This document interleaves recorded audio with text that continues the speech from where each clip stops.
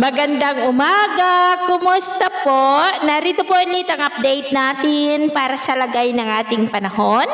Ngayong umaga po ng May 27, 2026. Sa ngayon po ay mayroon ng mahinang daloy ng hanging habagat o yung tinatawag po na southwesterly wind flow na dumadaloy na po dyan sa may Palawan, Sulu Archipelago at Sarangani na hinahatak po ng bagyo na nasa labas ng ating area of responsibility.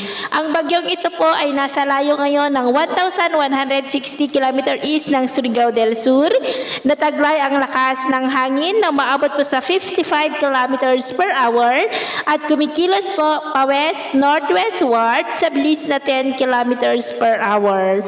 At kung makapasok na po yan sa ating area of responsibility ay tatawagin na po sa local name na Bagyong Domeng.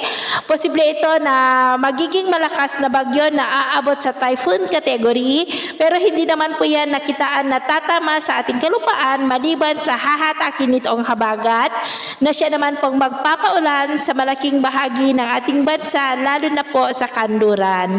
At ito naman ay pinapakita ng forecast model na atin pong ginagamit hanggang po sa susunod na 2 linggo. At sa lagay ng ating panahon, ngayong madaling araw ay maayos naman ang panahon sa malaking bahagi ng bansa pero may mga tsansa ng mga isolated rain sa may southern part ng Palawan, Romblon, Capiz, Iloilo, Masbate, Negros Occidental, Cebu, Bohol, Leyte, Eastern Samar, Davao Oriental, Sarangani, Lanao del Norte, Sulu Archipelago at Zamboanga Peninsula. At mamaya po ay sisikat ang araw sa malaking bahagi ng bansa, mainit at maalinsangan ang panahon, pero may tsansa pa rin ng mga maulap na kalangitan with isolated rains sa may southern part ng Palawan, Iloilo, Negros Oriental, ilang bahagi ng Cebu, Tagbilaran at Leyte. At mamayang hapon, mas maraming lugar ulit ang makakaranas ng mas maulap na kalangitan